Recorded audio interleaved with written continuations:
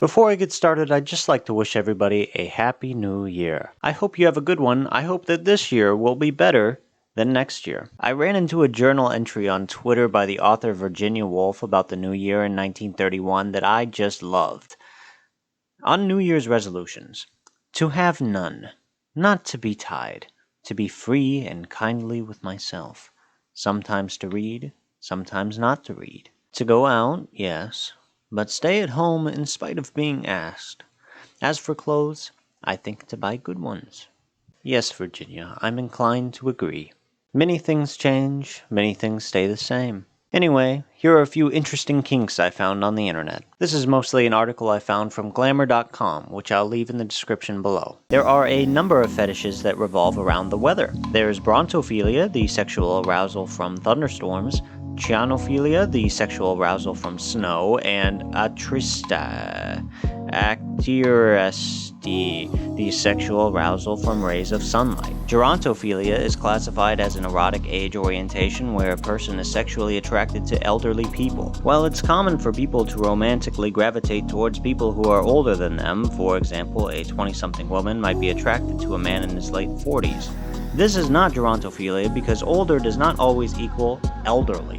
Gerontophiles are attracted to people aged 65 years and older while not being part of or close to that age group. Melolagnia is a fetish that involves being turned on by music. This doesn't simply mean having a go-to Spotify playlist when you have sex, but rather experiencing strong sexual reactions in response to music and also fantasizing about certain songs or genres. The arousal can derive from a combination of the musical elements, including the singer's voice, beat, repetition, or even the quality of the composition, all of which can lead to physical sensations like goosebumps, a faster heartbeat, or even more natural sexual lubrication. Nebulophilia is a lesser-known kink that involves sexual arousal induced by fog, steam, dry ice, or smoke. There's a chance it's linked to one's perception of risk, wherein the fog or smoke is a sign of danger, which simulates the fear receptors, sometimes leading to heightened sexual arousal. Those with spectrophilia report a sexual attraction, relationships, or sexual encounters with ghosts who come and have hot sex with them at night. A succumbus is a ghost in a lady form that folklore or a spectrophilia fantasy visits her object of desire at night for some hot human ghost lovemaking. An incubus is the male variety, and also that band. Maybe if you get into contact with these areas of life, you can think about them in a sexier way. With a consenting partner, maybe you could even spice up your relationship. But for now, let me get to the drink I'm drinking so that I can talk in front of a camera. The drink this week is Poppy. You know, it's January, it's dry January, so I'm going to do something a little different. I'm going to have a monthly theme, and this month's theme is sodas. And so Poppy is it's like a healthy soda that my friend at work, Frankie, told me about. So hello, Frankie, if you're watching this. It's an orange soda, and it's like vitamin heavy, and it's very good for you. So maybe it'll give me the boost I need to finish this video. So hello, Frankie, and I hope this tastes good. Cheers.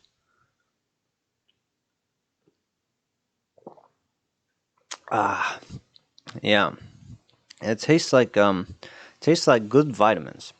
I think that's good. It reminds me of Charles Leclerc, which I will be giving it a rating of Charles Leclerc. Babygirl is about an older CEO, played by Nicole Kidman, who develops a treacherous relationship with an intern, Harris Dickinson. Frustrated with her lack of sexual appeasement from her husband, she looks to explore with a more progressive and malleable soul. As their bond develops, the line between family and lover begins to blur.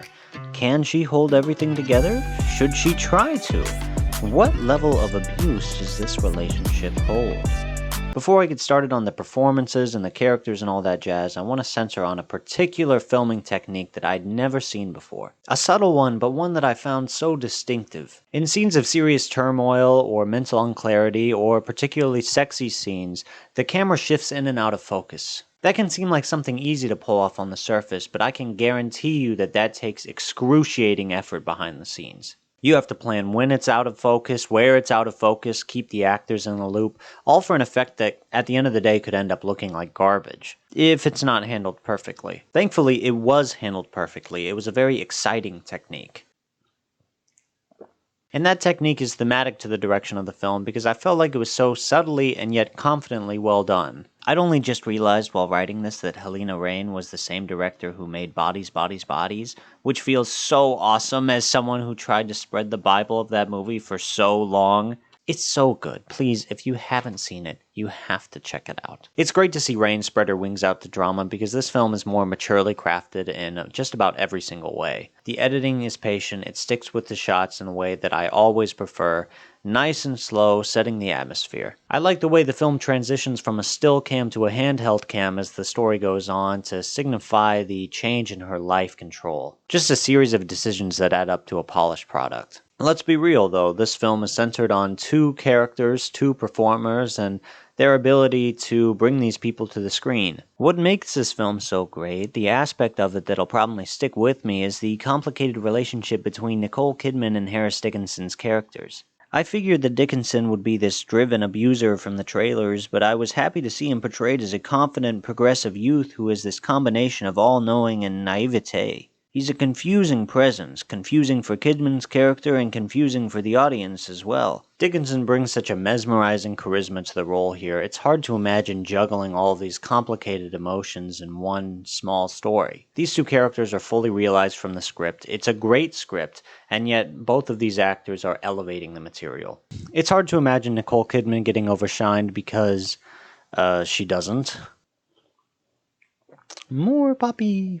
This might be the best performance of hers that I've ever seen, and it's an interesting portrayal into a flawed, yet in some ways justified character. This film is quite similar to Queer in a lot of ways because they both center around an older character who turns to a younger one due to frustration from sexual confinement. It's a good conversation topic, and it's nice to see concepts like these in wide release without being mocked or undermined. Kidman's character feels trapped into the life she fell into, and her character's quest for sexual pleasure is never shown as immoral or greedy. The way she abuses her power or her responsibilities, now that is a different scenario. But that conflict is what makes the story so exciting, and it forces the audience to look inward and think about how they can be more in tune with themselves sexually. Antonio Banderas was in here for a while, and I wondered to myself, why would he take such a small part in this movie when he's such a big name? But the role needed an actor of his caliber, and he did a great job with what little screen time he had. I have to reiterate, this is a film that surprised me with its quality, although now that I know Helena Rain was the director,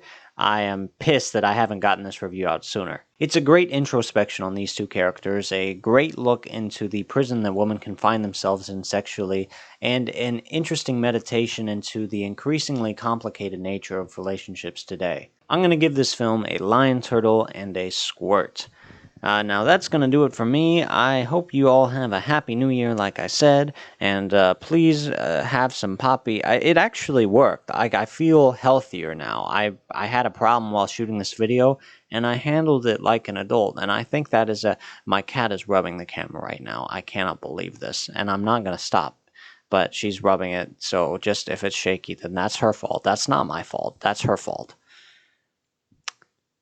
But anyway, Happy New Year, and maybe I'm not that healthy yet, but but I hope you. She's still rubbing the camera. Oh my God, I'm just gonna go now. I guess I'm gonna turn into a cat now. Goodbye.